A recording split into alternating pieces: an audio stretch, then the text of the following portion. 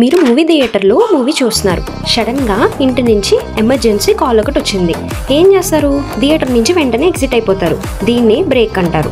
Break అనేది కండిషన్తో సంబంధం లేకుండా ఇమీడియట్గా లూప్లోంచి బయటకు వచ్చేస్తుంది. ఫర్ ఎగ్జాంపుల్ ఇక్కడ నేను ఈ ఫర్ లూప్ యూజ్ చేసి I గనక 5కి ఈక్వల్ అయితే ఇన్పుట్ 5 అయితే కనుక బ్రేక్ని యూజ్ చేశాను. అంటే ఏంటి? ఇక్కడ నాకు అవుట్పుట్ 1 2 3 4 అని వస్తుంది, బట్ 5 రాదు. ఎప్పుడైతే ఇన్పుట్ 5కి ఈక్వల్ అయిపోయిందో ఈ లూప్లోంచి ఎగ్జిట్ అయిపోతుంది. జనరల్గా మనకి 10 వరకు ప్రింట్ అవ్వాలి, బట్ బ్రేక్ యూజ్ చేయడం వల్ల 4 వరకు ప్రింట్ అవుతాయి. అలా కాదు, మీరు ఒక హర్రర్ మూవీ చూస్తున్నారు, సడన్గా ఒక సీన్ మీకు తెలిసింది, వెంటనే ఐస్ క్లోజ్ చేసుకుంటారు. దీన్నే కంటిన్యూ అంటారు. కంటిన్యూ అనేది కరెంట్ ఇటరేషన్ని మాత్రమే స్కిప్ చేస్తుంది, లూప్ని కాదు. ఇక్కడ నేను I = 4 అయినప్పుడు కంటిన్యూ ఇచ్చాను. అంటే ఏంటి?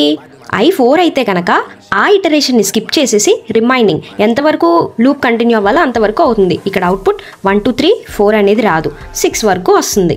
ఇఫ్ సడన్గా ఫైర్ అలారం మోగితే మీరు థియేటర్ నుంచే బయటకు వచ్చేస్తారు.